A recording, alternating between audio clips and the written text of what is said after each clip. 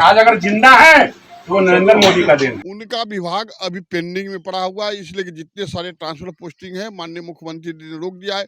इसीलिए सुर्खियों में बने रहने के लिए अपने कुछ न कुछ बयान देते रहते हैं। नमस्कार, मेरा नाम कैफ है। आप द एक्टिविस्ट देख रहे हैं। देखिए, बिहार सरकार में मंत्री रामसूरत राय लोगों को संबोधित कर रहे थे और ऐसा बयान दिए हैं जिसके बाद से सुर्खियों में आ गए हैं। आप पहले उस बयान को सुनिए।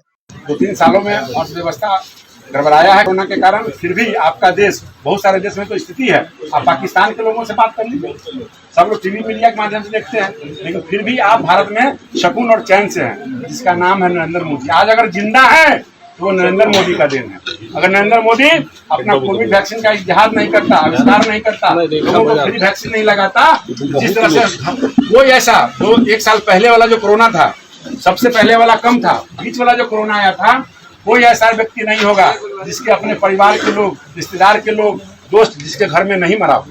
तो देखा आपने कि किस तरीके से रामसूरत राय ये कह रहे हैं कि अगर आप जिंदा हैं, सुरक्षित हैं, तो नरेंद्र मोदी जी का देन है। और हमारे साथ है हिंदुस्तानी आवाम मोर्चा के प्रमुख प्रवक्ता विजय यादव जी। सर, आप जिंदा हैं, नरेंद्र मोदी जी का देन है, क्या कहिएगा? देखिए ना, रामसूरत राय क्या बोलते नहीं बोलते उनको खुद पता नहीं है कि हम क्या इस बिहार के धरती पर बोल रहे हैं। कोई किसी को जिंदा कर सकता है? प्रधानमंत्री क्या भगवान है? अरे वैश्विक महामारी हुई थी, उसमें माननीय प्रधानमंत्री जी बढ़ चढ़ के लोगों को वैक्सीन देने का काम करवाए थे। ये बहुत खुशी की बात है, उनको कोटि कोटि बधाई है। लेकिन आज ये रेवेन्यू मिनिस्टर जो बोल रहे हैं इस कदर की बिहार के जो जितने सारे लोग उन्हीं के कारण जिंदा है, तो मैं कहता हूं कि सुर्खियों में बनने के लिए, मीडिया में बने रहने के लिए बार बार इस प्रकार बयान देते हैं। हमारे राष्ट्रीय प्रमुख इसीलिए बार बार कहा करते हैं कि एनडीए गठबंधन में लगाम कसने के लिए सबसे जरूरी है कोऑर्डिनेशन कमेटी। जिस दिन कोऑर्डिनेशन कमेटी हो जाएगी उस दिन ये लोग जी अनाप शनाप जनता के बारे में बयान बोल रहे हैं, कभी दल के बारे में बयान बोलते हैं, ये लोग बोलना बंद कर देंगे। मैं रामसूरत जी को ऐसी अभी एलर्जी चल रहा है कि माननीय मुख्यमंत्री जी ने उनके विभाग का जितने ट्रांसफर पोस्टिंग रोक दिया था, अभी तक क्लियर नहीं हुआ है। तो रामसूरत राय जी का अभी भी दिमाग होश में नहीं है। होश में नहीं है तो कैसे चल रहा है आपका मिनिस्ट्री? देखिए, मिनिस्ट्री तो चल ही रहा है, देख रहे हैं। आदमी होश में नहीं है, वो कैसे चला लेगा? उनका विभाग अभी पेंडिंग में पड़ा हुआ है, इसलिए कि जितने सारे ट्रांसफर पोस्टिंग है माननीय मुख्यमंत्री जी ने रोक दिया है।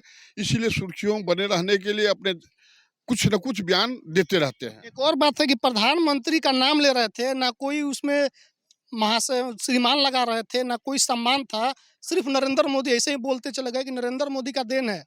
जैसे आम लोगों के लिए हम बोलते हैं कि इसका देन है, रामू का देन है, श्यामू का देन है, तो प्रधानमंत्री के लिए उनके दिल में सम्मान है कि नहीं, ये पूछना चाह रहे हैं। देखिए, प्रधानमंत्री जी के बारे में सबको सम्मान होना चाहिए। वो किसी जाति विशेष के प्रधानमंत्री नहीं होते हैं, पूरे देश के प्रधानमंत्री होते हैं। और रामसूरत राय जी ऐसा बोल रहे हैं तो देखिए, उनका सोच अलग हो सकता है। इसीलिए मैं कहता हूँ, हमारे राष्ट्रीय प्रमुख हमेशा कहते हैं जीतराम मांझी कि इन लोगों पर लगाम लगाने के लिए जो अनाप शनाप बयान दे रहे हैं, उन पर कोऑर्डिनेशन कमेटी की आवश्यकता जरूरी है। क्यों नहीं बन रहा है कोऑर्डिनेशन कमेटी आप लोग? न निश्चित बनेगी। भाजपा के भी शीर्ष लीडर आवाज उठाए हैं, जेडीयू के भी शीर्ष लीडर आवाज उठाए हैं। बहुत जल्दी कोऑर्डिनेशन कमेटी बनने जा रहा है कि जिससे हम लोग लॉन्ग, अभी चुनाव 24 में आने जा रहा है, 25 में विधानसभा का चुनाव है, ये सब देखते हुए बहुत जल्दी कोऑर्डिनेशन ऐसा कमेटी। नहीं ना लग रहा है कि हिंदुस्तानी आवाम मोर्चा एनडीए में फंसी हुई है? नहीं नहीं, ऐसा नहीं है। हमारे राष्ट्रीय प्रमुख श्री जीतराम मांझी जी को एनडीए गठबंधन में दलित का बड़े चेहरा है, हर लोग सम्मान देते हैं। खास करके प्रधानमंत्री जी अमित शाह जी और ज्यादा सम्मान देने का काम करते हैं। कब तक बना पाइएगा? जदयू के जो लोग हैं वो कह रहे हैं कोऑर्डिनेशन कमेटी के बिना भी हम लोग ठीक चल रहे हैं, आप चाह रहे हैं कोऑर्डिनेशन कमेटी बने, एनडीए में सब ठीक ठाक है, कब तक चल पाएगा सरकार? देखिए, जेडीयू के ही वरिष्ठ मंत्री विजेंद्र राय जो बिजली मंत्री हैं, उन्होंने पहले ही कहा है कि एनडीए गठबंधन में निश्चित तौर पर कोऑर्डिनेशन कमेटी बननी चाहिए। बीजेपी में भी बड़े लोग शीर्ष लीडर कहे कि एकदम कमेटी बननी चाहिए, जिससे आने वाले समय में तू मैं आपस में हम लोग को हो रहा है एनडीए गठबंधन में, जो जनता के बीच गलत आवाज जा रहा है उसको बंद होगा। बिना कोऑर्डिनेशन कमेटी के नहीं चलने वाला? नहीं, कोऑर्डिनेशन कमेटी तो बनना ही है। एनडीए गठबंधन बिहार में क्या लाइफ है इसका, क्या फ्यूचर है, कब तक चलेगा?